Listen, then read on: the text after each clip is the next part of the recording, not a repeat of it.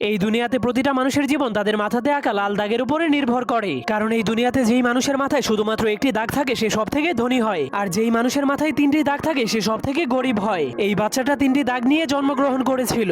এরপর সে ধীরে ধীরে বড় হওয়ার পর সে দেখতে পায় তাকে শুধু গরিব মানুষের সাথেই থাকতে হয়, আর যাদের মাথায় দুইটি দাগ আছে তাদের গোলামি করতে হয়। এমনকি তাকে দুই দাগওয়ালা মানুষের জন্য সারাদিনই কাজ করতে হয়, যার ফলে দুই দাগওয়ালা মানুষের বাচ্চারা তাকে মারলেও সে কিছুই বলতে পারতো না। এজন্য সে একদিন লুকিয়ে লুকিয়ে তার কপালের একটা দাগকে মুছে ফেলে। এরপর কাউকে কিছু না বলেই লুকিয়ে লুকিয়ে দুই দাগওয়ালা মানুষের রুমের মধ্যে চলে যায়। কিন্তু সে ভিতরে যাওয়ার পর দেখতে পায় সব দুই দাগওয়ালা মানুষের এক দাগওয়ালা মানুষের একদমই চাকরের মতো সেবা করছে, যা দেখার পর সে অনেক অবাক হয়ে যায়। এরপর সে বুদ্ধি খাটিয়ে তার আরেকটা দাগকেও মুছে ফেলে। কিন্তু যখন দুই দাগওয়ালা মানুষেরা দেখতে পায় তার কপালে এক দাগ, তখন তারাও তার সেবা করতে শুরু করে দেয়। তখন সে জীবনের প্রথমবার এত সম্মান পেয়ে অনেক খুশি হয়ে যায়। কিন্তু তখনই হঠাৎ করে উপর থেকে একটা মেশিন চলে আসে। এরপর সকল এক দাগওয়ালা মানুষদেরকে টেনে টেনে উপরে নিয়ে যায়। এরপর সেই মেশিন তাদের মাংসগুলোকে কেটে কেটে তিন দাগওয়ালা মানুষদেরকে খাওয়ার জন্য